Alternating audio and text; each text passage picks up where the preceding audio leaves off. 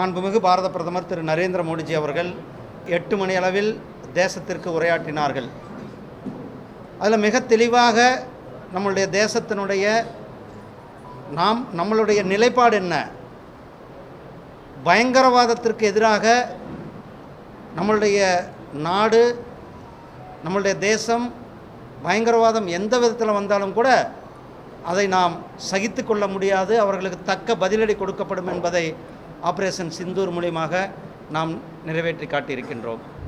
நேற்றைக்கு நம்மளுடைய பிரதமர் திரு நரேந்திர மோடிஜி அவர்கள் சொன்னது, நம்மளுடைய இராணுவ வீரர்களினுடைய பங்களிப்பு, அவர்களுக்கு மிகப்பெரிய ஒரு நன்றியை சொல்லியிருக்கிறார்கள்.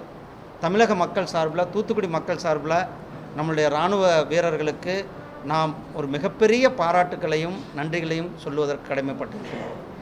இந்த தேசம்தான் முக்கியம், இந்த தேசம்தான் எல்லாதை விட பிரதானம் என்பதை நாம் நிரூபித்து காட்டியிருக்கின்றோம்.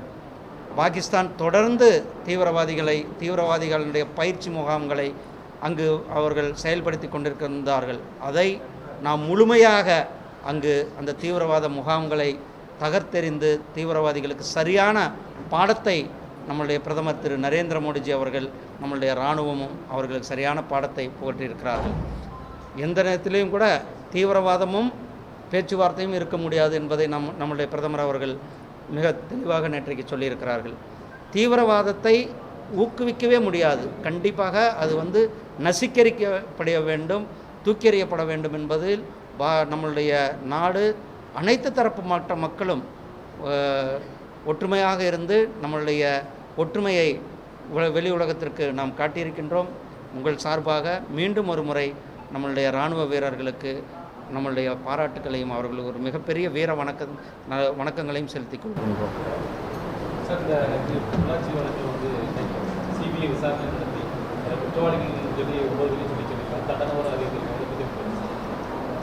சட்டத்தின் முன், அதாவது சட்டம் தன்னுடைய கடமையை செய்திருக்கிறது. உங்களுக்கு தெரியும், அந்த குற்றவாளிகள் யாராக இருந்தாலும் அவர்கள் மேலே கடுமையான நடவடிக்கை எடுக்கப்படும் என்பது இதை காட்டுகிறது.